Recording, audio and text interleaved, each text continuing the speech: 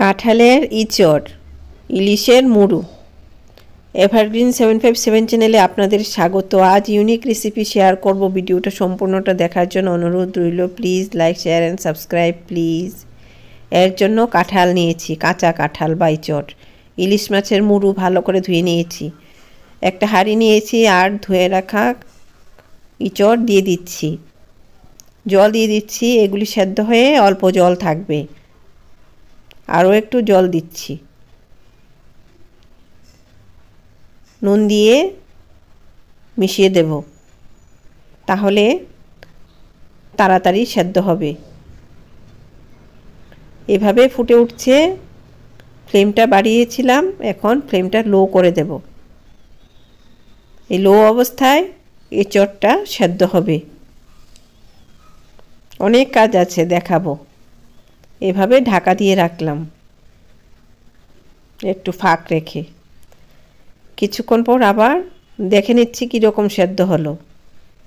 সেদ্ধ হয়ে গেছে, জলও আছে। এখন আলু আর মটরশুঁটি দিয়ে দিলাম। আলু মটরশুঁটি এই জলের মধ্যে এভাবে দিয়ে দিচ্ছি, তাহলে আলুগুলি তাড়াতাড়ি নরম হবে, সেদ্ধ হয়ে যাবে। মটরশুঁটিও তো সেদ্ধ হয়ে যাবে। এভাবে গুছিয়ে দিলাম, ঢাকা দিয়ে দিলাম। এই ফ্লেমে এগুলি সেদ্ধ হবে। আলুটা কীরকম সেদ্ধ হলো দেখে নিচ্ছি। আলু মোটামুটি সেদ্ধ হয়ে গেছে। এখন মিষ্টি কুমড়ো এভাবে কেটে দিয়ে দিলাম। ধুয়েছি ভালো করে মিষ্টি কুমড়ো, তারপর দিয়েছি। এখন মিষ্টি কুমড়ো, আলু, মটরশুঁটি,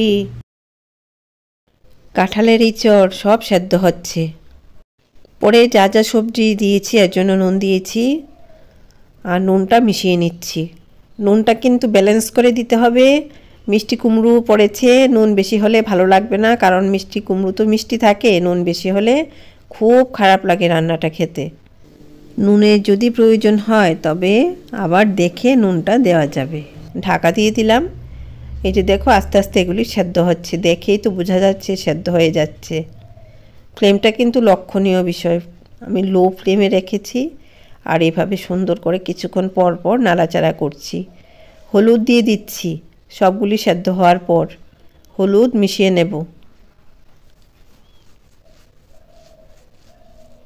হলুদ বেশি দেওয়া যায় না, তাহলে তেতো হয়ে যায়। হলুদও ব্যালেন্স করেই দিতে হয়। হলুদ মিশিয়ে নিলাম। সবগুলি কীরকম সেদ্ধ হলো দেখে নিচ্ছি। মিডিয়াম সেদ্ধ হয়ে গেছে সব। খুব সুন্দর একটা রেসিপি আপনাদের সঙ্গে শেয়ার করছি। কড়াই গরম করে অল্প তেল দিয়ে দিচ্ছি। মাছের মুড়োটা ভাজা হবে, তো ইলিশ মাছের মুড়োটা ভাজা হওয়ার জন্য এই তেলটা দিয়েছি। এই তেলে ইলিশ মাছের মুড়োটা দিয়ে দিলাম। ইলিশ মাছের বা যে কোনো মাছ রান্না করতে গেলে নুন এইভাবে সঙ্গে সঙ্গেই দিয়ে দিতে হয়, না হলে মাছ সেদ্ধ হয় না। হলুদও দিয়ে দিলাম। মাংস রান্নার বেলায় আমি রান্না বসানোর 15 মিনিট পর নুনটা দিই। উল্টিয়ে পাল্টিয়ে মুড়োটা ভাজা হবে, একটু সময় দিতে হবে, লো ফ্লেমে রেখে দিতে হবে, তাহলে মুচমুচে হয়ে ভাজা হবে। কিছুক্ষণ পর পর নাড়াচাড়া করতে হবে। এরপর মুচমুচে হয়েছে, এখন ভেঙে নিচ্ছি। একটু ভেঙে দিলে রান্নাটা ভালো হয়, টেস্ট হয়। এভাবে খুন্তি দিয়ে ভেঙে নিলাম। মুচমুচে হয়ে গেলে ভেঙে নেওয়াটা সহজ হয়। ইলিশ মাছের মুড়ো দিয়ে এরকম একটা রান্না করলে সবাই খেয়ে প্রশংসা করবে। ইউনিক রেসিপি, নতুন রাঁধুনিরা দেখে নাও। এভাবে ভাজা হয়ে গেছে, তুলে নেব। এই গরম কড়াইতে অল্প তেল দিচ্ছি। মুড়ো ভাজাতে তো অনেক তেল দিয়েছি, এর জন্য ব্যালেন্স করে এখানে অল্প তেল দিয়েছি। এই গরম তেলে কালো জিরে দিলাম। কালো জিরেটা ফুটছে, তাহলে রান্না ভালো হবে। পেঁয়াজ কুচি দিয়ে দিলাম। পেঁয়াজ কিন্তু সুন্দর করে গুচ্ছমূলে অংশটা ভালো করে কেটে এরকম ঝিরি ঝিরি করে পেঁয়াজ কাটতে হবে, তাহলে সুন্দর লাগবে এবং সবজির সাথে সুন্দর করে মিশে যাবে পেঁয়াজ। পেঁয়াজ ভাজাটা তাড়াতাড়ি হওয়ার জন্য অল্প পরিমাণে নুন দিচ্ছি, তাহলে পেঁয়াজ নরম হয়ে তাড়াতাড়ি ভাজা হয়ে যাবে। পেঁয়াজটা কীরকম হওয়ার পর আমি রান্নাটা করব দেখাবো। পেঁয়াজ কিন্তু এখন এখানে ভাজা হচ্ছে লো ফ্লেমে। পেঁয়াজ ভাজা হয়ে গেছে। এখন ইঁচড়, কুমড়ো, আলু, মটরশুঁটি, ইলিশের মুড়ো সব দিয়ে দিলাম। এগুলি সব সুন্দরভাবেই সেদ্ধ হয়েছে, আরও সেদ্ধ হবে এখানে থেকে। তবে এভাবে রান্না করতে হবে কুমড়োগুলি যাতে ভেঙে না যায়। কুমড়ো তো নরম, ভেঙে যাওয়ার প্রবণতা থাকে, তাই আলতো করে নাড়াচাড়া করতে হবে। আর নুনটা দেখে নিচ্ছি নুনটা লাগবে কি না।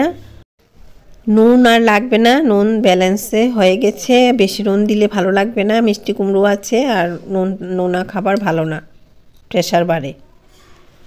সবগুলি সেদ্ধ হওয়ার পর চেরা কাঁচা লঙ্কা দিয়েছি। আর ঝালের জন্য কাঁচা লঙ্কাটা আমি কি করব দেখাবো।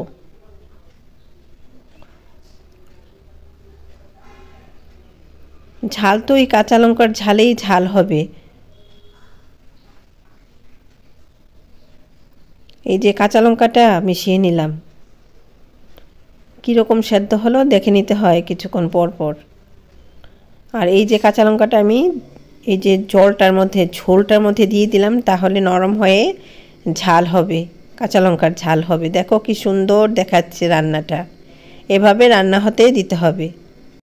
এই রকম একটা রান্না করলে কোষ্ঠকাঠিন্য দূর হয়, কারণ কাঁঠালের ইঁচড়ে প্রচুর ফাইবার থাকে। এখন রান্নাটা হয়ে যাচ্ছে। আর ওই যে মাছের, যে ইলিশ মাছের মুড়োটার কাঁটা বেরোয়েছে, কাঁটাগুলি একটা বাটিতে তুলে নিচ্ছি। এগুলি তো রান্নাতে আর প্রয়োজন নেই, কাঁটা ফেলে দেওয়াই ভালো। মাছের মুড়োর এক্সট্রা কাঁটা থাকলে এগুলি ফেলে দিতে হয়, তাহলে রান্নাটা সুন্দর হয়। যে কাঁটাগুলির দরকার নেই এগুলি তো রেখে দেওয়ার কোনো মানেই হয় না, বেছে ফেলে দিলে ভালো। এভারগ্রিন 757 চ্যানেল সাবস্ক্রাইব করে নাও। এভাবে রান্নাটা ভালো লাগলে মোবাইলে লাইক করো, সাবস্ক্রাইব করো, বেল আইকনটা প্রেস করো, তাহলে নতুন রান্নার নোটিফিকেশান সবার আগে আপনার মোবাইলে পৌঁছে যাবে। লাইক করো, এত সুন্দর সুন্দর ভিডিও পাবে, খুব ভালো ভালো রান্না আছে। সাবস্ক্রাইব করে নাও, ভুল হবে না, গেইন হবে। দেখো কি সুন্দর হয়েছে, এভাবে রান্না করে খাবে, খুব উপকারী একটা রান্না। আপনারা ভালো থাকুন।